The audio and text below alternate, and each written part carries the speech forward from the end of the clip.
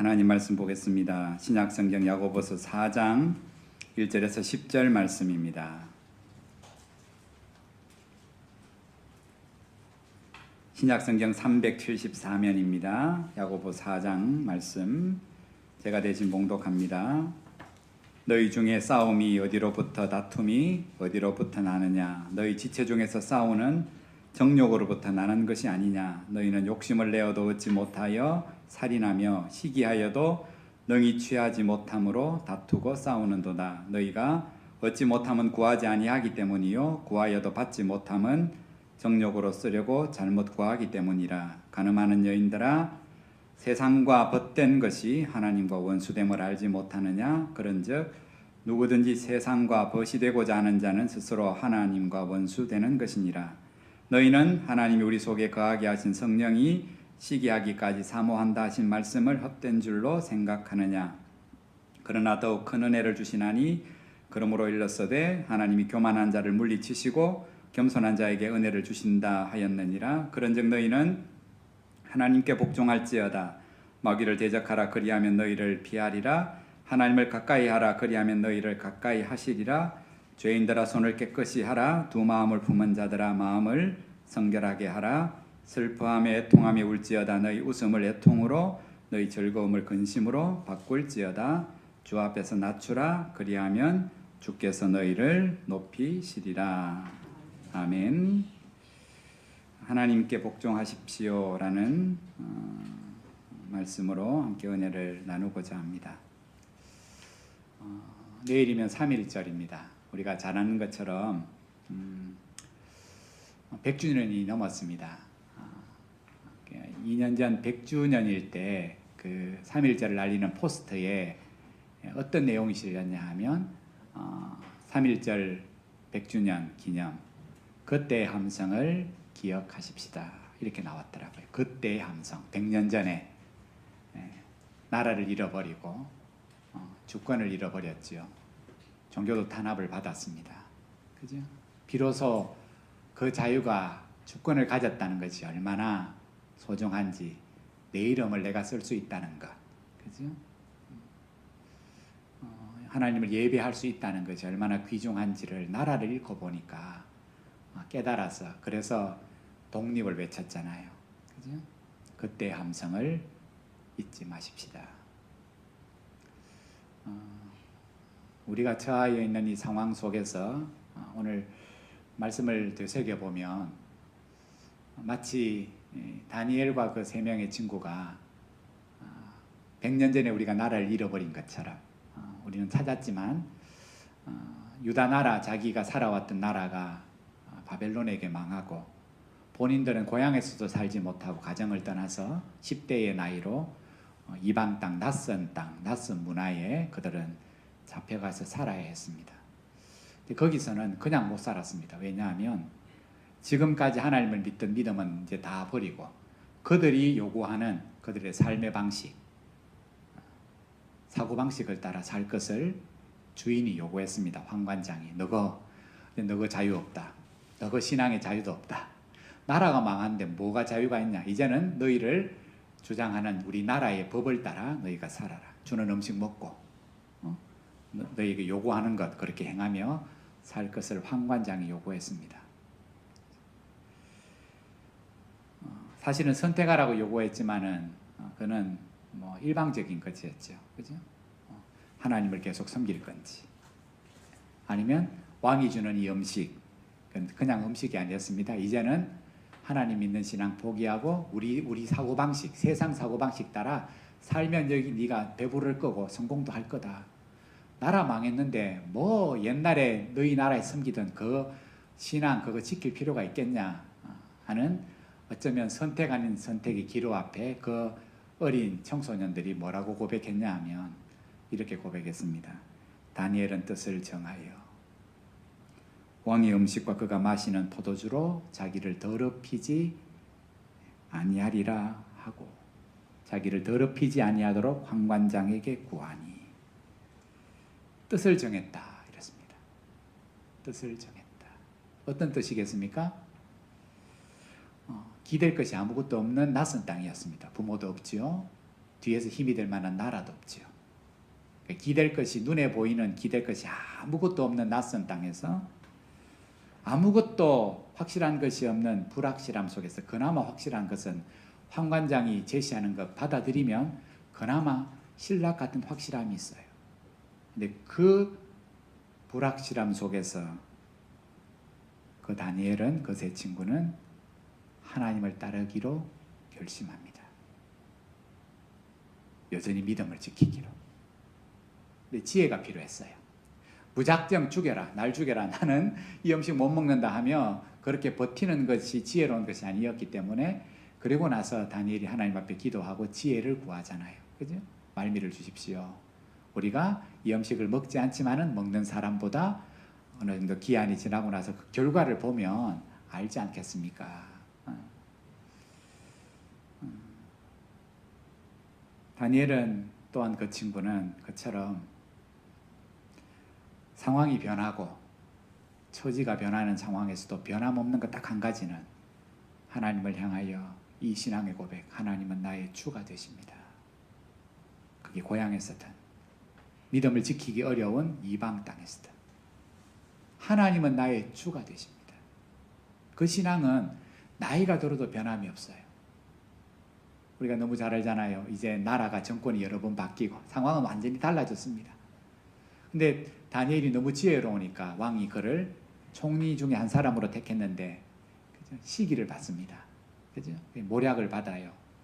그래서 다른 사람들이 오늘 다니엘을 죽이고자 함정을 파잖아요. 그죠? 왕 외에 다른 누구에게든지 기도하고 예배하고 절하면 사자굴에 집어넣겠다. 이것이 오늘 다니엘을 시기하는 사람들이 만든 모략이었습니다. 근데 다니엘이 그거 알았죠. 성경이 이렇게 말합니다. 다니엘이 이 조서의 왕의 도장이 찍힌 것을 알고도 알았습니다.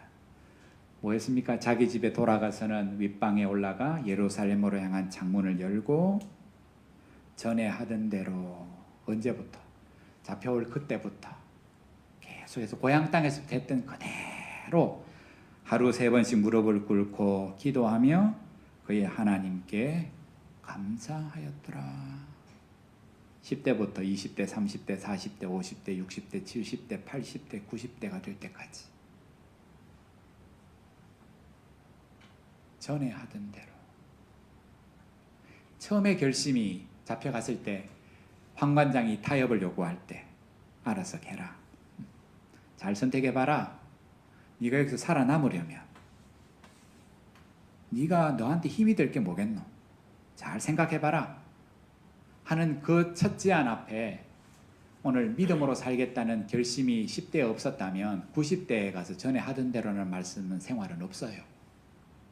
한번 타협 딱 하면 끝이에요. 올무가 딱 되는 거죠. 올무가 딱 됩니다. 근데 오늘 다니엘의 신앙은 지금도 100년 전에 그 독립을 요구하던 희생을 각오하면서 요구하던 독립을 외치던 사람들의 그 함성을 기억하십시다라고 국가가 오늘 백성들에게 요구하는 것처럼 우리가 마땅히 그러해야 하는 것처럼 동일하게 성경의 기자 곧 하나님께서 우리에게 하시는 그 음성을 또한 들어야 됩니다. 다니엘이 삶으로 보여주는 믿음의 삶. 처지가 바뀌고 환경이 급격하게 바뀐 상황 속에서도 변치 않는 것. 오늘 야고보 사도가 똑같이 말하잖아요. 자유롭게 신앙생활 하다가 박해가 일어나서 고향도 떠나고 신앙생활도 교회에서 못하고 떠돌이 생활을 하고 있는 가운데 그들이 모여서 위로를 받으며 교회를 이루었습니다. 근데 뭐가 생겼습니까? 오늘 말씀처럼 사람이 둘 만나니까 뭐가 생깁니까? 다툼과 시기와 어려움들이 막 생겨나요. 그 문제를 어떻게 해결할 건가? 아니 다니엘은 아니 야고보는 무엇 때문에 다툼이 일어나는가부터 시작해요. 그러면서 오늘 이 말씀은 그 이정일 목사님이 그의 책에서 자넷 윈터슨의 말을 이렇게 인용합니다. 여러분이 어떤 위험을 감수하는가를 잘 살펴보면 내가 무엇에 가장 가치를 두는지를 알 수 있습니다. 내가 손해를 감수한다면 그 손해를 감수하기까지 목적이 있다는 거예요. 그걸 가장 귀하게 여기기 때문에. 내가 예수 믿는 것 때문에 어떤 위험을 감내하는가, 무엇을 손해하는가가 그 믿음을 드러내는 거라. 여러분, 지금 우리가 처해 있는 이 코로나 상황, 우리가 가지고 있는 믿음이라는 소신을 드러내는 것이 참 어렵잖아요. 소신 그대로 다 지키고 사는 것이 어려운 시대이다 보니까 더욱더 이방의 땅, 낯선 땅, 의지할 것이 아무것도 없는 이것이 너가 살 길이라고 제시하는 세상의 그 길 앞에서 그럼에도 우리는 믿음을 지키고 여전히 하나님을 의지할 거고 하나님의 살아계심을 내 삶으로 보여주겠다는 그렇게 살아갔던 다니엘과 그 세 친구의 믿음이 더 아름답게 보여요. 그 시대를 살았던 다니엘과 그 세 명의 친구들의 삶이 지금도 우리에게 믿음으로 살라고 함성을 막 들려줘요.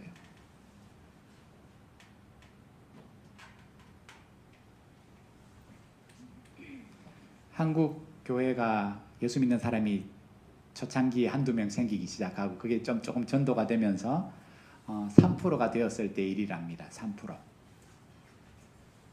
초창기라는 뜻입니다. 초창기. 아마 3%일 때는 6.25 전후일 거예요. 6.25 전후일 거. 그리고 나서 70년대가 되면서 예수 믿는 사람이 확 불어났거든요. 예수 믿는 사람이 100명 중에 3명 정도가 될 때 예수 믿는 사람이 예수 안 믿는 사람에게 이 사람을 소개할 때 뭐라고 소개했냐 하면 교회 다녀요 이렇게 소개했대요. 교회 다닙니다. 그 말은 무슨 말이냐 하면 이 사람은 술도 안 먹고 담배도 안 피고 유흥가도 안 가는 재미가 하나도 없는 사람입니다. 그래도 믿을 만한 사람입니다. 라는 뜻이었습니다. 지금 그렇습니까? 3%밖에 안 될 때 우리가 말하는 교회에 부흥이 없을 때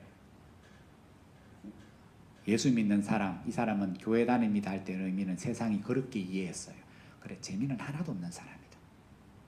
그런데 믿을 만한 사람이다. 그것을 단적으로 보여주는 예가 하나 있었습니다. 6.25 때 주기호가 막 일어났을 때 그때 회사를 한국유리라는 회사를 하는 최태섭 장로님이 계셨어요. 그분도 사업하느라 은행에서 돈을 빌렸는데 이제 서울이 막 무너지기 일보 직전에 이제 공산군이 막 이렇게 서울로 들어온다는 소식이 있어 사람들이 막 서울을 막 떠날 때 하필이면 이 장로님이 은행에 대출금을 갚을 길이 다가온 거예요. 그래갖고 대출금을 가지고 은행을 찾아가셨대요. 그랬더니만 뭐 전쟁통에 뭐 남아있는 게 있습니까? 직원들 아무도 없고 출납하는 남자 직원이 한 명 딱 남아갖고 서류를 막 불태우고 있더래요. 그래서 이렇게 찾아온 장로님 보고 어떻게 오셨냐고 그랬더니 대출금 갚으러 왔다 하니까 그 직원이 의아이롭게 생각하면서 이렇게 묻더래요. 다들 돈을 갚지 않는데 갚으시게요. 당신 바보 아닙니까? 다 불타고 없어지면 얼마나 빌렸는지 증거 하나도 안 남을 낀데 그럴 요행도 있는데 이 전쟁통에 대출금 갚는다고요? 진짜 갚으시게요. 그 말을 딱 듣는 순간 그런가 싶은 생각이 들어서 손에 있던 대출금을 주머니 쑥 잡아였대요. 나도 그럴까? 그러는 순간 장로님에게 시편 24편의 말씀이 싹 지나가더래요. 그 시편 24편이 야고보서 4장 읽었던 시험을 당하고 다툼이 있을 때 믿는 사람은 어떻게 해야 되는가의 말씀을 다르게 표현한 시편 24편이 잘하는 말씀입니다. 이 말씀이 이렇게 나옵니다. 여호와의 산에 오를 자 누구며 주의 거룩한 곳에 설 자가 누구인가? 손이 깨끗하며 마음이 청결하며 뜻을 허탄한 데 두지 아니하며 거짓 맹세하지 아니하는 자로다. 그는 여호와께 복을 받고 구원의 하나님께 의를 얻으리니. 하필이면 그때 돈 굳을 수 있었는데 그때 이 말씀이 장로님의 머릿속에 싹 지나가며 그때 떠오른 말씀은 그 장로님을 하여금 그럼에도 불구하고 돈을 다시금 끄집어내어 출납하는 은행 직원에게 그 돈을 갚았어요. 세상 사람들은 바보라고 말하죠. 그 바보라고. 다 안 갚고 소리 없어질지도 모르는데, 그죠? 나중에 갚을 수도 있는데 굳이 그 전쟁통에 그것을 갚을 이유가 어딨냐고 세상은 웃을지 몰라도 오늘 하나님이 깨닫게 하시는 그 말씀을 쫓아 오늘 그 말씀에 순종하는 삶이, 그때가 언제라고요? 벌써, 그죠? 세월이 70년이 흘렀지만은 은행가에서는 대출금을 갚은 장로님으로 오랜 세월 동안 믿음의 흔적이 남고 있어요. 그죠? 그 장로님을 세상은 뭐라고 말합니까? 그래, 예수 믿는 사람이다. 지금의 우리는 어떻습니까? 퍼센테이지 많은 것 자랑합니까? 세상은 더 많은 것으로 자랑합니다.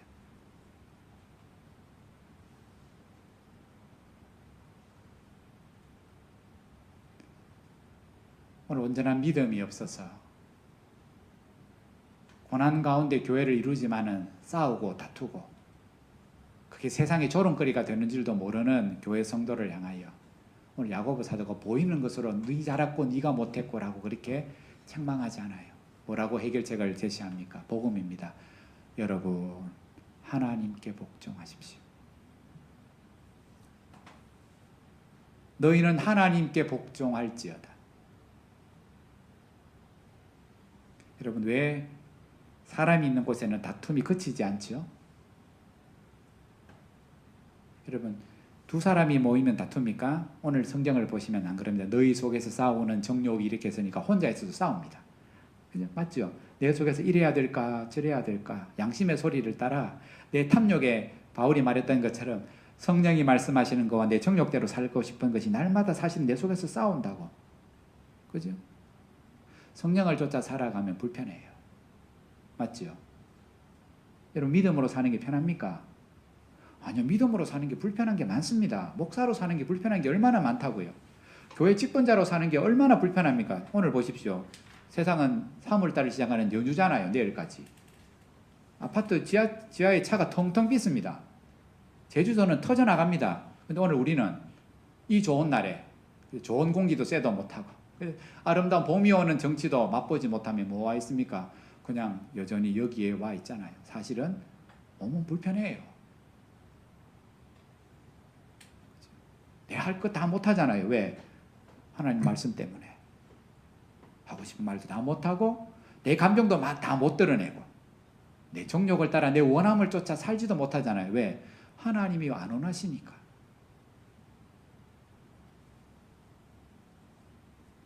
오늘 그런 우리, 그럼에도 여전히 또 한편에는 편하게 살고 싶은 마음이, 불편하게 살아가는 마음에 대하여 끊임없이 충동질하잖아요. 왜 그렇게 사냐고.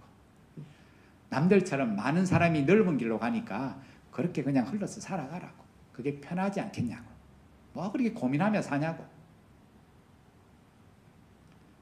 여러분, 이렇게 우리 안에는 믿음으로 살아가지만 내 안에 다툼이 있고 여전히 연약하고 부족한 우리끼리 모아놓으면 두 사람만 모이면 싸우고 세 사람 모아놓으면 그때부터 뭐가 생깁니까? 분열이 생기잖아요. 2대1이 꼭 되잖아요. 여러분, 성경이 우리에게 가르치는 왜 분열이 일어나고 다툼이 일어나는지, 내 안에 혼자 있는데도 왜 싸우는지, 이유가 뭡니까? 그것은 하나님을 떠났기 때문이라고. 왜 인간이 하나님을 떠났습니까? 내 마음대로 살고 싶었기 때문에. 아이고, 매일마다 하나님 아침마다 문안 인사 드리고, 그지? 하나님 앞에 삶을 봉사하고 보고하고 귀찮다는 거예요. 에덴 동산이고 뭐고 그냥 뭐 없는 곳에 가서 살고 싶습니까? 하나님 같이 되고 싶다는 것은 하나님 없는 데서 살고 싶다. 내 마음대로 일어나고 싶을 때 일어나고, 내 뭐 예배 드리고 싶을 때 예배 드리고, 내가 뭐 도와주고 싶을 때 도와주고, 그렇게 살고 싶다는, 그걸 누가 유혹합니까? 마귀가 그렇게 하라고. 얘들아, 뭐 하려고 그렇게 하나님 앞에 매여 사노? 너 저거 하나 따먹기만 하면 눈이 밝아져서 하나님과 같은 비슷한 능력이 있다면 그 두 사람 마음을 합치면 얼마든지 하나님 없는 곳이 천국이 되지 않겠냐. 그 말이 얼마나 솔깃한지. 그게 처음부터 인간의 마음에 있었기 때문에 하나님 얼마나 위험을 감내하셨다. 인간을 지을 때 그 자유를 주셨잖아요. 하나님 스스로 위험을 자초하신 거였어요. 사실 그게 사랑이에요. 완벽하게 말을 듣는 로봇같이 우리를 안 만드시고, 그죠? 그런 마음까지 주신 것. 그러면서 우리에게 뭐를 요구하십니까? 믿음을 요구하시잖아요. 선택해라. 나를 선택할 건지 세상을 선택할 건지. 하나님으로 만족하지 못하고 하나님을 떠나 내 마음대로 내 욕심대로 살고 싶다는 그것이 우리로 하여금 늘 마음을 편하게 하는 게 마음은 그렇게 하면 좋은 것 같은데 딱 그러고 보니까 마음에 뭐가 찾아옵니까? 내가 내 혼자 살 수 있을까 싶은 불안과 염려가 일어나게 되죠. 그죠? 그게 죄의 특징입니다. 그 죄를 가진 사람들이 모이면 뭐합니까? 혼자도 더 싸우고 둘이 되면 더 싸우고 셋 되면 더 싸우고 은혜가 왕노릇해야 되는데 죄가 왕노릇하는 것이 우리가 경험하는 현실입니다. 교회는 은혜가 왕노릇해야 되잖아요. 근데 오늘 우리가 서로 실망하는 이유는 뭡니까? 은혜보다는 인간적인 게 훨씬 더 많이 보이고 그것 때문에 나도 상처를 받고 남을 상처도 주고 그게 야고보 시대도 똑같았습니다.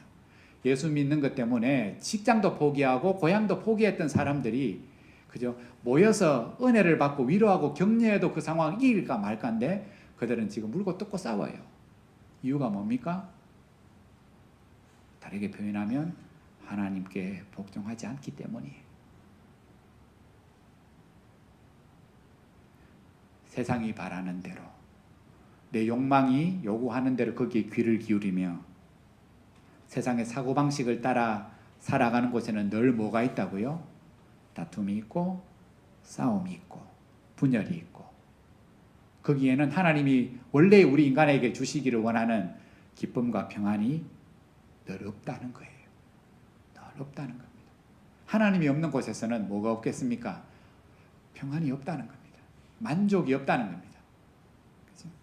그래서 야고보 사도는 여전히 세상의 소리가 더 많이 들리잖아요. 그렇죠? 편하게 살라고. 이것이 부자로 사는 비결이라고.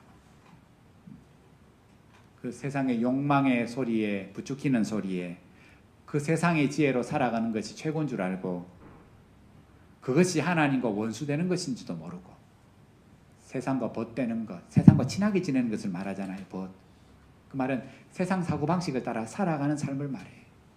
근데 그 삶이 복이 아니라 뭐라고 말합니까? 하나님과 원수되는 거다. 그렇게 살다 보면 뭡니까? 알게 모르게 다툼과 싸움에 시험 들고 시험 들게 하고 그래서 하나님의 안식을 잃어버리는 성도들을 향하여 야고보 사도는 또 한 번 여러분 하나님께 복종하십시오. 다르게 표현하면 이런 말입니다. 우리를 시기하기까지 사랑하시는 그 하나님을 사랑하십시오. 다툼이 있다는 거, 싸움이 있다는 거, 여전히 우리는 세상 사고방식으로 몸은 여기 와 있지만 세상 사고방식으로 살아간다는 증거입니다. 내가 안 죽었다는 겁니다. 나를 얼마나 사랑하시는지 자기 몸을 죽기까지 내어놓으시는 그 하나님의 사랑, 시기하기까지 사랑하시는 그 하나님을 사랑하는 것이 세상 방식으로 살지 않는 비결입니다. 내 의지 갖고 안 됩니다. 내 결심 갖고 안 됩니다. 그렇게 살아가면 하나님이 더 큰 은혜를 우리 가운데 주실 겁니다. 은혜를 받아야 됩니다. 우리는 은혜가 있어야 이 땅에서 믿음으로 살아갑니다. 더 큰 은혜를 주시면 그 은혜가 우리로 하여금 더 하나님 앞에 겸손한 사람이 되게 하고 그리고 내 연약함을 깨달을수록 하나님 앞에 기도하는 사람이 되게 하고 그 기도는 응답이 되어짐으로 말미암아 우리의 믿음이 새로워져서 또 다른 어려움이 와도 시험이 와도 그 어려움을 너끈히 이겨낼 수 있습니다. 그 은혜가 우리로 하여금 시련과 시험 속에서 믿음을 지키며 하나님의 영광의 날들을 기대하고 소망하며 살아가게 합니다. 오늘 그러면서 오늘 야고보 사도가 이미 교회 가운데 이 다툼, 싸움이라는 것은 전쟁 용어예요. 전쟁 용어. 여러분 전쟁이 그냥 쉽게 끝나는 경우가 있습니까? 피해가 심각하다는 뜻이에요. 지금 몇 명 안 되는 교회에 다툼과 싸움이 분열이 일어났다는 것은 그 피해가 생각하는 것보다 심각하다는 거예요. 그러면서 오늘 그 다툼이 어디서 일어났습니까? 라고 오늘 바울이 야고보가 질문을 여러분 지금 그 다툼과 싸움의 내적인 원인이 뭡니까? 그건 죄인데 죄를 다르게 표현하면 싸우는 정욕이라고 표현해 1절에 너희 안에 있는 싸움의 정욕이 이거를 더 정확하게 번역하면 싸우는 정욕은 탐욕이 돼요. 욕심. 다툼이 어디서부터 시작되노?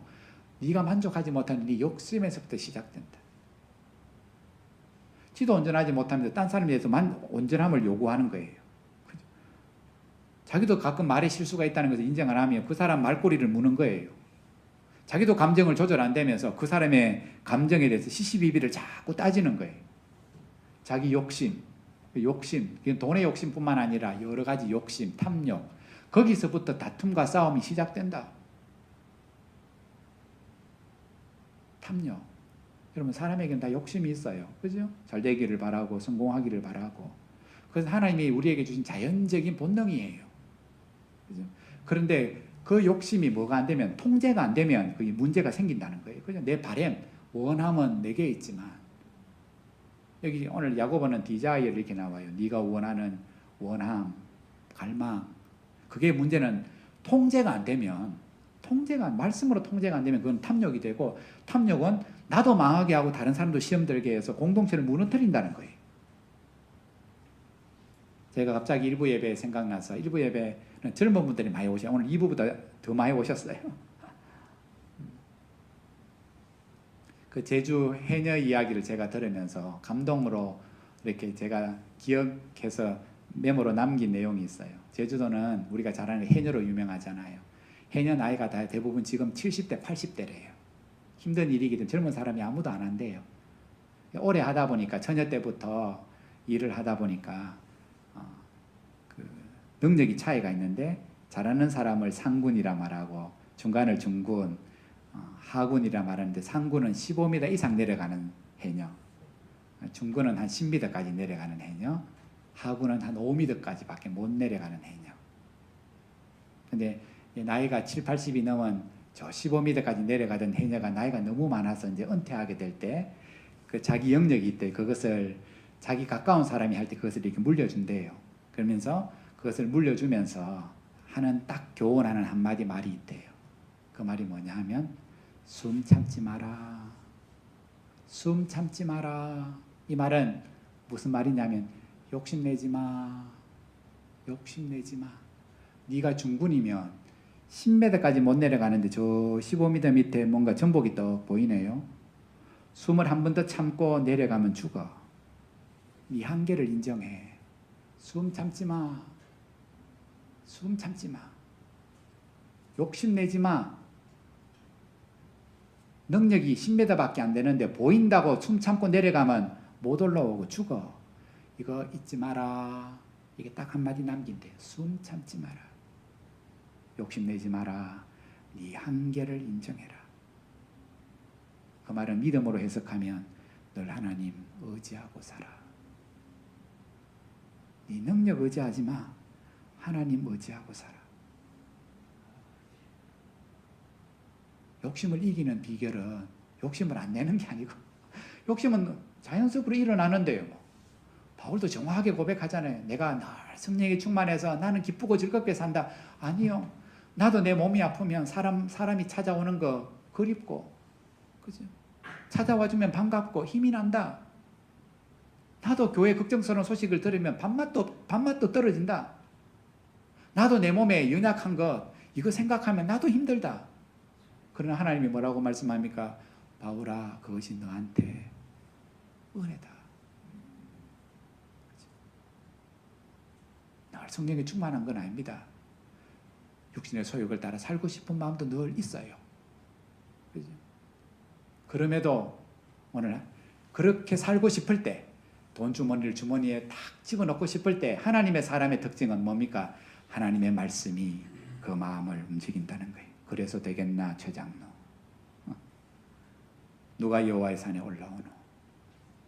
손이 깨끗하고 정결하며 그 뜻을 허탄한 데 두지 않는 자가 아니겠나? 세상 사람처럼 살아서 되겠나? 라고 하나님이 그 사랑의 음성을 늘 들려주시고, 그 믿음 있는 사람은 그 음성을 귀넘어 듣지 않고 뭐 한다는 겁니까? 순종한다는 겁니다. 오늘 야고보 사도가 보내는 이 조그만한 교회 안에 여러 다툼과 어려움이 있을 때, 야고보 사도는 그 보이는 것으로 누구 잘하고 누구 잘못하고 삼자 대면에서 책망하는 것이 아니라 오늘 복음을 전합니다. 여러분, 우리는 다 연약하고 죄 많은 인생입니다. 남의 허물만 얼마나 크게 보이는지, 내 눈 안에 있는 들보는 보지 못하면서 남의 눈에 있는 티는 못마땅해 여기며 그거 빼내려고 얼마나 애쓰며 살아가는 미련한 인생입니다. 그런 연약함을 우리는 인정해야 하고 뭐 해야 합니까? 하나님을 의지하며 그 하나님의 말씀 앞에 복종해야 합니다. 그것이 지금 당하고 있는 이 어려움을 이겨내는 비결이고, 또 다른 시험이 올 때 우리가 그 시험을 너끈히 이겨내는 지혜로운 방법이기도 합니다. 여러분, 이 믿음을 이스라엘 백성에게 하나님이 가르치시기 위해서 하나님은 출애굽한 이스라엘 백성을 좋은 땅 가나안 땅으로 갑자기 쑥 안 밀어 넣으시고 불편하기 그지없는 매일 물 걱정해야 되고, 눈만 뜨면 먹을 것 걱정해야 되고, 밤이 어두워지면 추위 피할 장소 택해야 되고, 해가 뜨면 그 뜨거운 태양빛을 피할 그늘을 찾아야 하는 삶을 사는 곳, 불편하기 그지없는 광야로 하나님은 이스라엘 백성을 데려가셨어요. 그렇죠? 불편하다 보니까 뭐합니까? 하나님 의지하든지, 아니면 불편하니까 지 감정대로 하고 싶은 말대로 불평하며 살든지. 하나님의 바람은 뭡니까? 불편하게 두신 곳은 고생하라 합니까? 고생시키기 위해서가 절대로 아니에요. 고생은 인간을 못 만들어요. 그건 세상이 말하는 거지. 하나님의 고생은 인간을 만드시기 위한 게 아니라 그 고난을 통하여, 불편함을 통하여 하나님을 의지하게 하기 위함이에요. 그게 광야에 두신 목적이에요. 그런데 어떻게 이스라엘이 반응합니까? 거기 가서 딱 하나님에 대한 믿음이 딱 나오잖아요.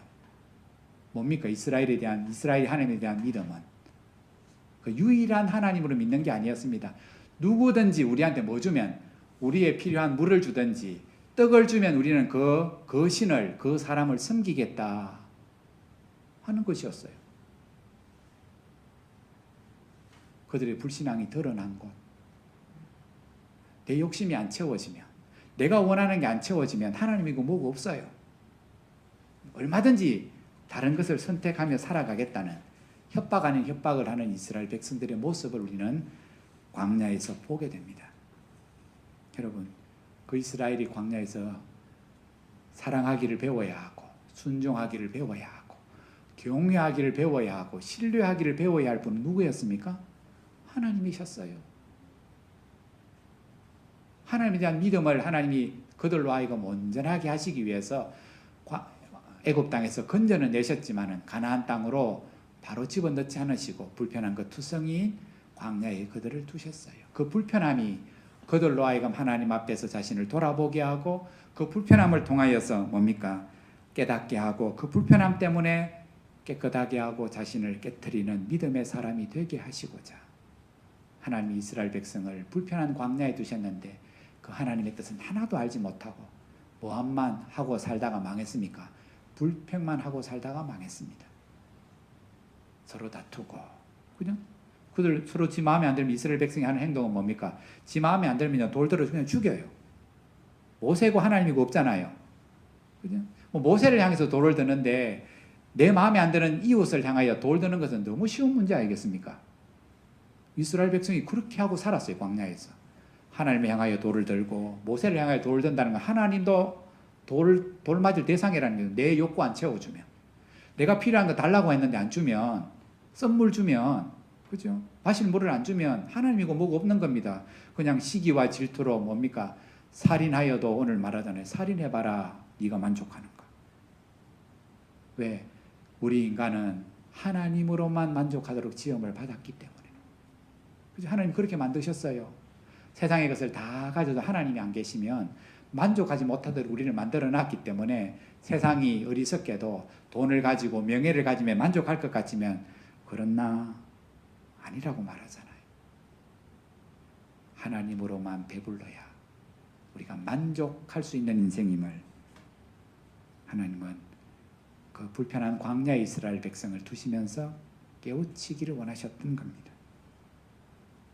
여러분, 오늘 우리는 온통 하나님을 반대하는 세상 속에서 혹 내가 불편한 것이 없다 여기고 있다면 그것은 믿음으로 잘 살아 있었든지 아니면 적당하게 세상이 원하는 것에 내가 순응하며 살기 때문인지는 아닌지를 살펴봐야 돼.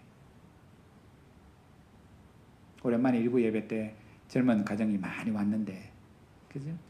세상이 요구하는 것 거스리면서 교회 온다는 것이 쉽지 않잖아요. 마음도 불편하잖아요. 세상 방식으로 살면 마음은 편해요. 몸은 편해요. 근데 하나님이 물으세요. 진짜 편하냐?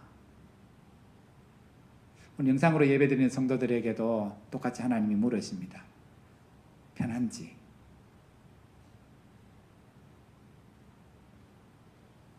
예수 믿는 것은 절대로 편한 게 아니에요. 편한 거 좋아하지 않는 사람은 아무도 없습니다. 근데 오늘 믿음으로 사는 것은 뭐 하는 거예요? 불편한 거다.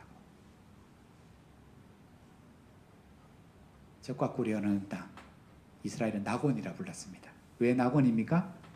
내 원하는 거 다 이루어지는 곳이라고 믿었기 때문에. 아니요. 내가 원하는 것이 다 이루어지는 것이 낙원이 아니라 그건 세상이 말하는 거고, 하나님이 그들에게 약속하신 낙원은 하나님의 뜻이 이루어지는 곳이 낙원이에요. 그래서 아무리 적과 꿀이 흐르는 땅에 몸은 거기 있어도 하나님의 뜻을 따라 살지 아니하고 그 하나님을 의지하지 아니하면 그곳은 하나님과 원수되는 곳, 저주의 땅이 된다고 말씀하셔요. 오늘 야고보 사도는 세상과 친하게 지내는 것, 세상 속에 살아갑니다. 근데 세상의 사고방식대로 살아가고 믿음을 저버리는 것이 하나님과 원수가 되고, 그렇게 살아가는 성도 본인이 오늘 모여있는 곳이 두 사람이 되고 세 사람이 되면 그곳에는 뭐만 있다고 다툼과 싸움만 있게 되고, 개인적으로는 그런 삶이 하나님과 멀어지게 된다. 오늘 그러면서 2절 이하에 보면 기도를 이야기하잖아요. 야고보 사도가 지난 시간에도 말했듯이 여러분 어려움을 당할 때 뭐 하라고요? 하나님 앞에 지혜를 달라고 기도하십시오 그랬잖아요. 문제는 어려움인데도 기도하지 않는 것은 심각한 문제고, 더불어서 또 심각한 문제는 뭡니까? 기도하기는 하는데 뭡니까? 기도가 응답되지 않는 기도. 오늘 뭐라고, 어떤 기도가 응답되지 않는다고 말합니까? 하나님의 뜻에 순종할 마음이 없이 내 욕심을 이루어지기를 원하는 기도, 그거는 이루어지지 않고, 이루어지지 않는 것으로 끝나는 것이 아니라 그 기도는 그 기도하는 사람이 있는 공동체를 힘들게 한다, 그렇게 말해요. 내 뜻이 이루어지기를 원하는 그 기도, 하나님을 우상의 하나로 여기며 구하는 성도는 그 한 사람의 신앙의 문제로 하나님과 관계가 멀어지는 것으로 끝나는 것이 아니라 그 성도가 모여서 계속 그런 식으로 기도하고 살아가고 다툼을 일으키면 그 공동체를 무너뜨린다고. 그러므로 이 모든 시험에서 교회가 회복되기 위해서는 뭐 해야 된다고요? 오늘 야고보 사도가 말합니다. 하나님을 사랑하십시오. 그 말씀에 복종하십시오. 오늘 여전히 자기 욕심을 따라 예수 믿는 사람, 기도를 자기 욕심의 도구로 사용하는 사람, 세상의 사고방식을 따라 살면서 교회 공동체에 어려움을 일으키는 사람을 오늘 아주 강하게 질책하지요. 뭐라고 말합니까? 간음하는 여자들아, 이렇게 말하잖아요.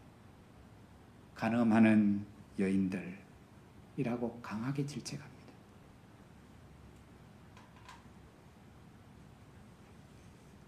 여러분, 이러한 세상 속에서 세상의 사고방식을 따라 살지 아니하고 우리가 이 땅에서 믿음의 흔적을 남기려면 어떤 삶을 살아야 되겠습니까?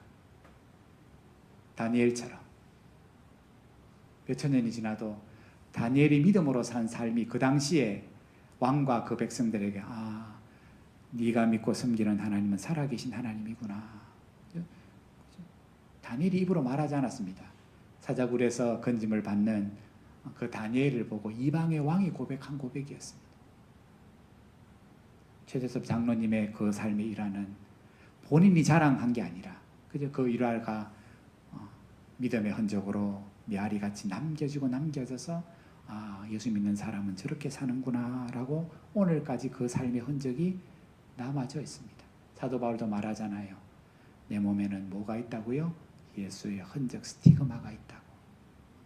예수 믿는 것 때문에 내가 돌에 맞고, 예수 믿는 것 때문에 멸시를 당하고 침뱉음을 당하고 여러 가지 위험과 어려움을 당한, 그러나 그 어려움을 통해서 내 안에 있는 믿음이 진짜 믿음이라는, 내 안에 예수 그리스도께서 사신다는, 내가 날마다 하나님의 말씀 앞에 복종하며 살아간다는 그 스티그마가 내 안에 있다고. 내 안에 있다고. 여러분, 교회 안에 예수 믿는 사람이 많은 것이 세상 앞에 교회가 하나님의 교회라는 것의 증거가 아닙니다. 그렇죠? 그 말씀을 들음이 있고, 그 말씀에 순종이 있고, 그 말씀 앞에 복종이 있는 삶의 흔적이, 열매가 오늘 비난하는 세상을 향하여 아니라고.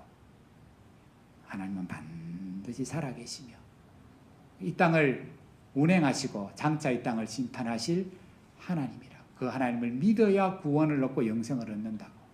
오늘 사실은 우리가 예수 믿는 성도임을 그 삶으로 증거해야 한다고 오늘 야고보 사도는 우리에게 권면하며, 다시금 너무 잘 아는 우리가 세상을 향하여 가져야 할 믿음의 태도 3가지. 하나님께 복종하십시오. 그리고 마귀를 대적하십시오. 우리의 삶의 주도권을 하나님께 내어 맡기십시오. 그것이 마귀를 이기는 비결입니다. 우리가 마귀를 상대해서 못 이깁니다. 여러분, 우리는 마귀의 상대가 안 됩니다. 우리 의지, 우리 믿음 갖고 마귀와 우리는 상대가 되지 않습니다. 마치 그것은 어린 다윗과 골리앗의 싸움과 같습니다. 그러나 골리앗이 다윗에게 질 수밖에 없었던 것은 다윗이 누구를 의지했기 때문입니까? 너는 네 칼을 의지하고 창을 의지하고 네 경험을 의지하고 네 능력을 의지하지만 나는, 그래 봐라, 네가 나를 보는 것처럼 아무것도 없다. 변변한 무기도 없다. 그러나 내가 믿고 의지하는 만군의 살아계신 그 하나님, 내가 내 연약함을 인정한다. 그래서 나는 하나님을 더욱더 간절하게 의지한다. 그 하나님이 어릴 적에, 지금보다 더 어릴 적에 사자의 발톱에서 곰의 이빨에서 나를 건져내셨던 것처럼 네가 위협하는 그 위협 속에서도 나를 건져내실 줄 믿는다 하는 그 믿음의 고백, 그 결심이 세상을 이기는 거죠. 삶의 주도권을 하나님께 맡기십시오. 여러분, 그것을 하나님은 출애굽 때 한 번도 전쟁 훈련한 적도 없고 무기도 없는 이스라엘 백성 앞에 아말렉 군대를 탁 제치시키며 하나님이 그 전쟁을 어떻게 이기는지 방법을 말씀하셨어요. 뭐였습니까? 젊은 여호수아가 나가서 싸우는 것은 누구나 아는 일인데 모세에게 뭐라고 부탁하셨냐면, 모세야, 너는 높은 곳에 올라가 손을 들고 기도해라. 그 전쟁의 승패는 여호수아에게 달린 게 아니고 너한테 달렸을 거다. 여러분, 세상의 지혜는 여호수아와 같이 죽기 살기로 나가서 싸워봐야 돼요. 그죠? 그래서 안 될 만하면 항복하는 거고, 그죠? 아니면 죽기 살기로 싸우는 거고. 그건 누구나 아는 방식인데 하나님은 이스라엘 백성에게 모세를 통하여, 모세야, 앞에 죽기 살기로 사는 세상이 다 하는 방식이고, 믿음의 사람이 안 해야 되는, 믿음의 사람이 반드시 해야 되는 방식, 그거는 하나님을 의지하면 네가 손을 들고 기도하는 거고, 네가 그 손이 내려오지 않으면 이길 거고, 내려오면 진다. 삶의 주도권을 모세야 맡겨야 된다. 그러면 마귀를 이길 수 있다. 두 번째는 뭡니까? 똑같은 말이죠. 하나님을 가까이 하고 손을 깨끗이 하며 마음을 성결하게 하십시오. 하나님과 친밀히 지내라는 겁니다. 그죠? 하나님을 가까이 하는, 제사장들이 하나님을 가까이 하기 주일날, 안식일날 어떻게 했습니까? 손을 씻고 갔습니다. 물두멍에다가. 손만 더러운 거 씻었습니까? 회개하고 갔습니다. 하나님, 한 주간 동안 내가 말씀에 순복하지 못하며 내 정욕을 따라 세상 사고 방식으로 타협하며 살았습니다. 이것을 철저하게 하나님 앞에 회개하며, 그죠? 하나님, 더 큰 은혜를 주셔서 다음 주에는 그렇게 살지 않도록 하나님 그렇게 능력을 주십시오 라고 애통해하며 손을 씻으며 두 마음을 품지 아니하고 그 마음을 성결하게 하며 하나님 앞에 나아갔던 거예요. 그죠? 오늘 시험에 들지 않고, 그죠? 오늘 또 다른 어려움이 우리 앞에 올지라도 이 시험을 너끈히 이겨낼 수 있는 비결은 오늘 두 번째, 그죠? 하나님을 가까이 하고 정결하고 성결한 삶을 날마다 깨어서 살아가는 것이라. 그죠? 마지막으로 똑같은 말씀이죠. 주 앞에서 낮추고 슬퍼하며 애통하며 올라. 낮추라는 말은 제 생각입니다만 조금 너무 완곡하게 너무 약하게 표현했어요. 헬라어를 찾아봤더니 너희는 주 앞에서 죽으며 이렇게 나와 있어요. 죽으래요. 낮추며 마음을 조금 낮추라는 정도가 아니라 원어의 뜻은 너희는 주 앞에서 죽으며. 시험을 이기는 비결. 저 사람 때문에 내가 시험 안 들고 나도 저 사람에게 시험 안 들게 하며 공동체가 이 어려움을 너끈히 이겨낼 수 있는 비결. 그래서 와, 저 교회는 진짜 하나님이 살아계시다. 저 성도는 진짜 교인이다. 그렇게 하나님 앞에 영광이 되는 비결은 뭐냐 하면 네가 하나님 앞에서 죽는 거다. 살아있으면 말짱 도루묵이다. 네 생각이 살아있고 네 계획이 살아있고 네 감정이 살아있어 봐라. 누가 드러나노? 하나님은 강한 것도 없고 네가 드러나지 않겠냐. 주 앞에서 죽어라. 그 말은 똑같은 표현이죠. 하나님께 완전하게 승복하라는 거죠. 여호와께 복종하십시오. 그것이 시험을 이겨내는 비결입니다. 사랑하는 성도 여러분, 우리는 어떤 지혜를 가지고 살아갑니까? 세상의 지혜. 많은 사람이 그 지혜를 가져야 된대요. 그렇게 하면 이 어려운 시대에 돈을 벌 수 있대요. 여러분, 이제는 세상이 말하는 게 진리인 것처럼 열심히 월급 모아서는 어느 세월에 집을 사겠습니까? 라며 막 실망하는 이야기를 끊임없이 들려주잖아요. 그래서 처음 듣는 말이지만 영끌. 이 단어 어른 세대 잘 모르시죠? 영끌이 뭡니까? 요약한 말인데 영혼까지 끌어모아 이런 뜻입니다. 영끌. 영혼까지 끌어모아 하나님을 갈망해야 되는 게 아니라 뭐 해야 된다고요? 주식 투자해야 될 때라고. 지금은 집을 사야 될 때라고. 영끌. 영혼을 끌어모아 생명을 다해서 지금 마음을 두고 살아야 될 것은 지금 주식 투자 안 하면 지금 가난한 삶에서 월급 모아갖고는 못 벗어난다고. 더불어 세상의 소리가 뭡니까? 정부도 감당 안 되는 거. 지금 결혼해갖고 안아갖고 절대로 평범하게 못 산다고. 제가 경험합니다. 제 이 나이가 돼갖고도. 우리 아이들이 대학을 다시 11년 더 다녀야 되더라고요. 11년. 재수 안 한다는 조건 하에서 우리 아이들 3명이 다시금 편입하고 대학을 다니는데 제가 등록금을 11년 더 돼야 돼요. 와, 어떻게 키우겠나. 세상 사람들은 뭐라고 말하냐면 보라고. 지금 한 명 나갔고도 그 아이 위해 갖고 직장 포기하고 부부끼리 즐거운 생활 포기하고 그 아이를 양육하자면 돈 있어야 되고 돈 없으면 아이 놓치들 말라고 결혼도 하지 말라고 그냥 인생을 즐기고 살아라고. 그 아이한테 다 매인다고. 그게 진리가 아닌데도 진리인 것처럼 들려져서 지금 젊은 세대가 결혼 아예 안 하잖아요. 결혼해도 아이를 안 놓잖아요. 개 키우지. 이것이 먼 미래의 일이 아니라 지금 닥친 현실이고 정부가 몇십 조에 몇백 조의 돈을 들여도 그 세상의 지혜를 못 이기잖아요. 그 세상의 지혜에 빠진 게 있습니다. 그죠? 돈 걱정, 자식을 어떻게 키울까 걱정. 그 걱정은 예수 믿는 사람도 하고 안 믿는 사람도 하는데 예수 믿는 사람이 오늘 세상이 말하는 그 가치관, 그 지혜에 반드시 가져야 할 믿음은 뭡니까? 하나님이시잖아요. 세상은 내 능력으로 자식을 키울까? 내 능력으로 결혼을 할까? 내 능력으로 집을 살까? 이 직업을 가지고 돈을 얼마나 모을까? 늘 계산하며 영혼을 끌어모아 세상의 지혜를 따라 살아가지만 믿음의 사람에 있어서 이 시대가 그렇게 살아갈지라도 반드시 있어야 될 것. 하나님이 우리의 주가 되심을 이 세상 속에서 우리의 삶으로 증거하며 그 하나님을 의지하고 살아가는 삶. 앞서서 다니엘이 적당하게 타협하지 않고 황관장이 말하잖아요. 왕의 뜻이라고 이게. 그죠? 네가 살 길이고 네 가족이 살 길이라고. 그렇게 다니엘에게 요구하는 세상의 지혜. 그 지혜는 늘 우리에게 편안함을 주기 때문에 유혹거리예요. 그러나 오늘 다니엘이 그랬던 것처럼, 그죠? 최태섭 장로님이 그랬던 것처럼 하늘의 지혜, 곧 하나님을 의지하며 말씀대로 살아가는 사람의 인생 안에는 반드시 불편한 게 많습니다. 왜냐하면 그 길이 뭡니까? 주님 말씀하잖아요. 봐라, 너가 가는 그 믿음의 길은 너 십자가를 지고 너를 부인하는 길이다. 그러니 편할 리가 있겠냐? 편하면 이상하다. 예수 믿는 게 편하면 이상하다. 그죠? 우리의 삶의 통제권을 하나님 앞에 내어놓기 때문에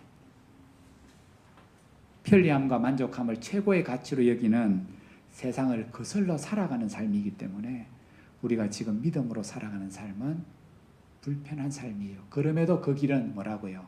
그 삶은 진리의 삶이요 생명의 길이라고 주님 말씀하고 계셔요. 사랑하는 성도 여러분, 오늘 우리가 우리의 연약함과 하나님의 강하심을 믿고 시험을 이겨내는 더 큰 은혜를 소망하며 하나님께 엎드려 기도하고 있다면 우리는 이미 행복한 사람이. 이 어려운 시대에 삶은 불편하고 힘들지만은 위로하시는 하나님의 말씀, 나 자신을 깨닫게 하는 시편 24편에 같은 말씀이 그 상황 속에서 나에게 깨우쳐진다면, 그 말씀이 들린다면 나는 이미 복된 사람이에요. 더불어 그 하나님을 어느 때든지 나의 주 나의 하나님으로 믿고 의지하며 그 하나님께 가까이 나아간다면 그 성도는 이미 복된 성도입니다. 왜냐하면 오늘 하나님 이렇게 약속하셨습니다. 나는 그에게 친구가 되어주며. 하나님이 그런 성도에게 벗이 되어 주시겠다고 약속하셔요.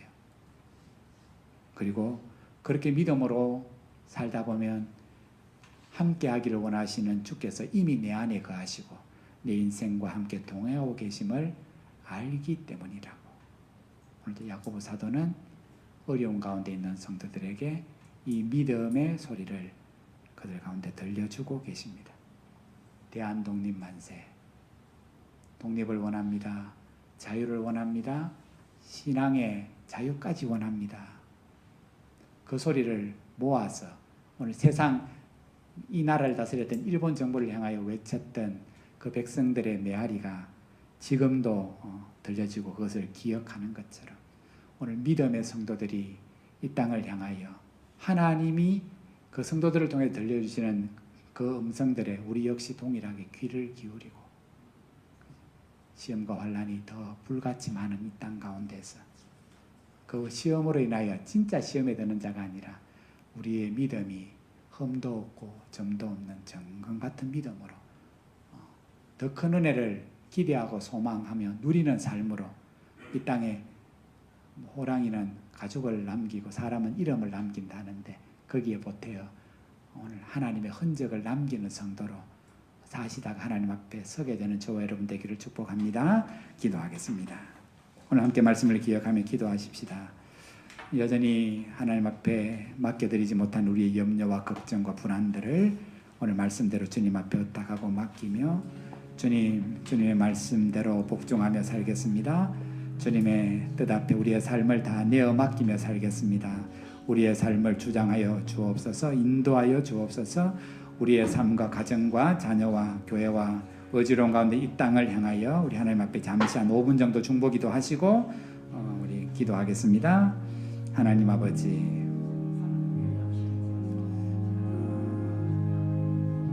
이 2월의 마지막 날 이 땅에 독립을 외쳤던 소리가 100년 전에 들리는 그 함성을 기억하며 드리는 이 날의 예배, 오늘 오래전에 다니엘의 믿음으로 외쳤던 그 말들을 오늘 우리가 묵상해 봅니다. 다니엘이 뜻을 정하며 그 왕의 도장이 찍힌 줄을 알고도 예전에 하던 대로 하나님 앞에 그 문을 열고 고향 땅을 향하여 기도하며 감사했던 것처럼 하나님 타협하지 아니하고 불편함을 감내하며 그 삶에 예수 그리스도의 흔적과 복음의 흔적을 남기며 살았던 믿음의 사람들처럼 하나님 오늘도 우리의 연약함을 깨달을수록 우리의 부족함을 깨달을수록 하나님 세상의 유혹이 심할수록 오늘 세상의 지혜를 추구하며 살아가는 것이 아니라 하나님의 지혜를 구하며 그 어떤 은혜를 소망하며 살아가고 하나님 순종하며 살아가기를 원하오니 우리를 주관하여 주옵소서. 늘 하나님 불안해하고 두려워하며 떨며 하나님 앞 주저하며 살아가오니 우리의 믿음을 담대하게 빚어 주시옵소서. 성령으로 충만하게 하여